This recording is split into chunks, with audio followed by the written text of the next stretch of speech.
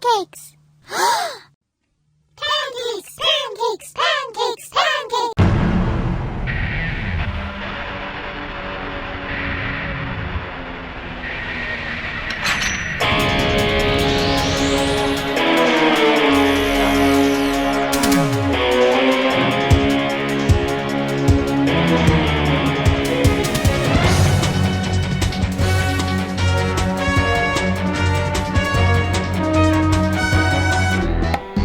Hello everyone, Skippy here, and welcome to One Piece episode 989, directed by Kohei Kureta and supervised by Hirotaka Ito.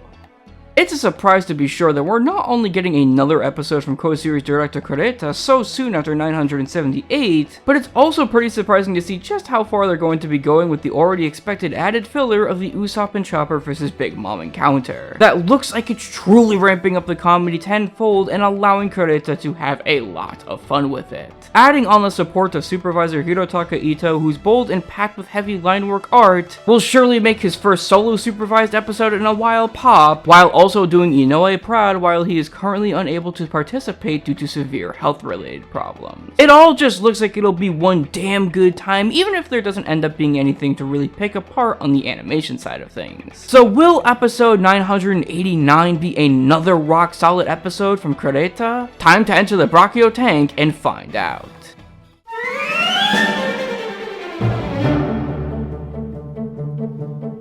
This episode covers pages 6 through 10 and pages 13 through 19 of chapter 982, and is pretty faithful when it comes down to it all, aside from rearranging the Big Mom encounter with Usopp and Chopper towards the start and more towards the end of the episode, and fillerizes the shit out of it. The almost comedic kind of filler that plays the situation both comedically and seriously is absolutely the highlight of the episode, giving Usopp and Chopper this bombastic sense of courage and overall just a fun little spat with the Emperor that feels over the top without going too far in the end. And that thankfully as well also helps the main content flow tremendously well, making it never feel like it's taking its sweet time even in the very brief uses of flashbacks that are more creative this time I feel. Which makes it all move like water, and with solid voice direction and OST choices from Kureta that understand the key scenes and the tone within them, firmly places this episode as a solid adaptation effort. While nobody probably cared about actually seeing the huge battle between the three, I'm very glad that Kureta and co understood the opportunity that they had here to really strengthen this little exchange much more than it really needed. To not only provide some fun comedy in places like before she charges after them, but to also give the rest of the episode a solid and firm push forward that lets all the other content within it breathe and have its day. Sure, the manga content itself might not be as exciting as one would hope from a Kureta episode, but they still did a more than fine enough job on the whole, which absolutely carries on to the storyboard.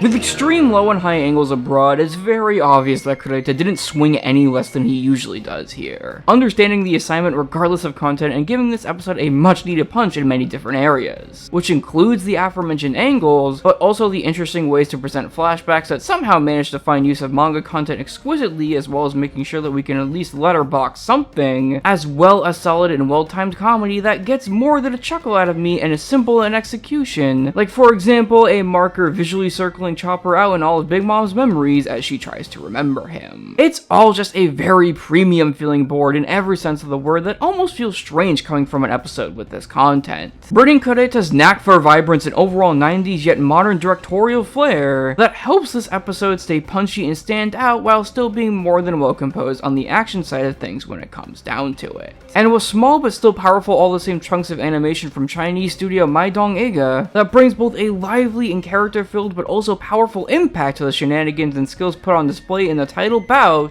and corrections from Hirotaka Ito that still feel bold and angular even when he's got Masahiro Kitazaki and the folks over at Studio Peacock helping out again with assistant animation supervision. This episode is a lot more than we bargained for. Sure, it may not have all in all gone as crazy as I thought it would, but the treatment that this episode got was still much more than I was anticipating, and really helped what would have been fairly average content in the grand scheme of things stand out massively. respectively. And if Kureta can somehow do it again for similar content in the near future, I'll be more than happy. Until then though, we have another series director episode next week, and a big one at that, with episode 990, being series director Tatsuya Nagamine's first fully directed episode in well over a year. As the fight between Luffy and Ulti kicks off, it's expected that the staff would truly make it feel special. And with Nagamine at the helm along with supervisors Chu Young-sa and Masahiro Kitazaki, who are the very best on the show, they are definitely going that route, peppering even the preview with a dynamic and packed with distorted eyes board that somehow moves so much that even the smallest yet hardest bits to animate like fabric and hair are alive and breathing. With so much action that remains to be seen for a fight that I really did love in the manga, plus everything listed before, I truly can't wait for Nagamine to blow our minds again with this storm-like fight.